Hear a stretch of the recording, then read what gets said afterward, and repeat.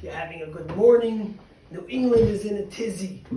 It's snowing outside. Tom Brady said he's leaving the Patriots.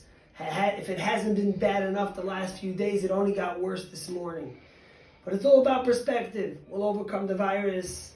We'll overcome Tom Brady leaving. We'll get someone better. Life moves on. Life gets better.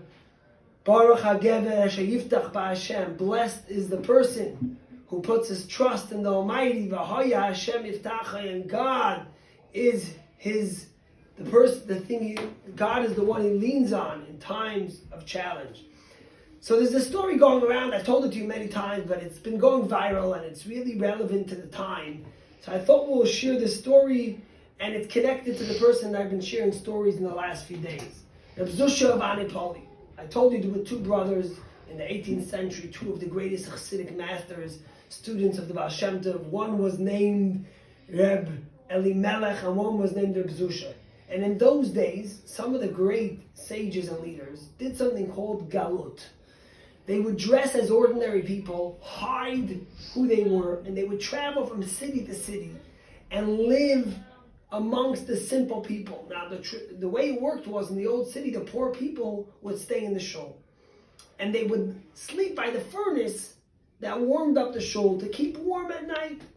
And Reb Zusha and Reb Elimelech would travel from city to city, so to speak, in exile. It so happened one time they were traveling and they ended up going together with another group of people. Well, these people turned out to weren't good people. And the police came after all of them and arrested the whole group, including Reb Zusha and Reb Elimelech. Reb Zusha and Reb Elimelech get into prison. They're thrown into a cell.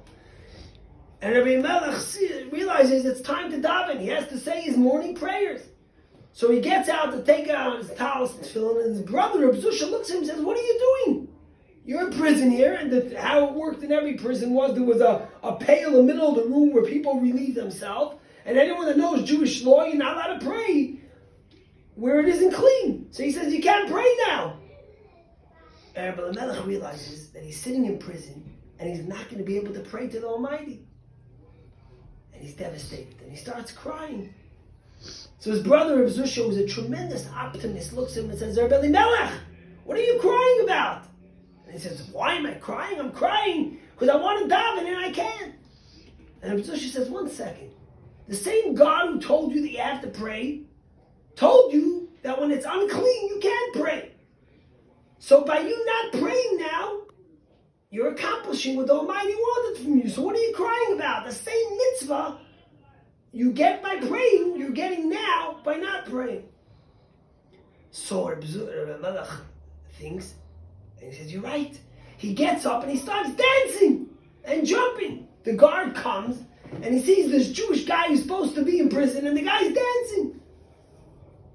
So he turns to the people and says, "What's he dancing about?" They said, "We don't know, but we saw that he looked at the pail, he pointed at this dirty pail, and he started dancing. Maybe that's the reason." So the guard's all angry, this Jewish guy's going to dance. He runs over, and he takes the pail, and he moves it outside the room. Reb Zusha looks at his brother, Reb Elimelech, and he says, "No, now you can go daven." Reb Elimelech takes out his talis and tefillin, and a joy and a simcha, he starts dancing. What's the message of this story that everyone's sharing it so much now? The message is that in every circumstance we are, in every challenge we have, there's a way to serve Hashem. There's a way to celebrate who we are. It's so relevant now, and it's so prevalent now. If you look around the world, I shared a video yesterday that went viral. It was shared 200 times by people of the building in Petach Tikva, these surrounded tall buildings where everyone gets out and is singing Hinei Ma Tov U'Manayim. We saw the pictures of the wedding that took place when everything was closed, in a grocery near the potatoes, near the fruits, near the pineapples, near the bananas.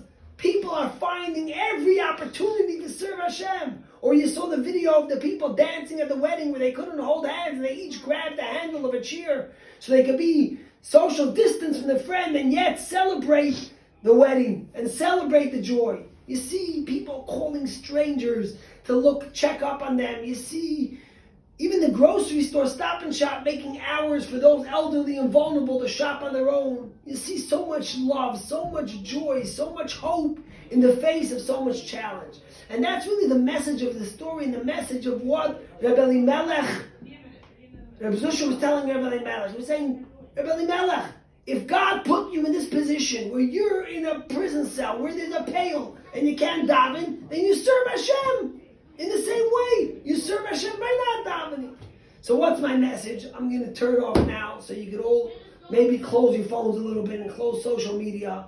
And remember that there's got to be a way that we can serve the Almighty with joy and with happiness. There's got to be a way where we could care and share and show love and celebration even amidst the greatest adversary that goes for the world, goes for what's happening with the crazy coronavirus, but what also goes, most importantly, for each and every one of us in our own lives. If there's a challenge, find a way to serve God.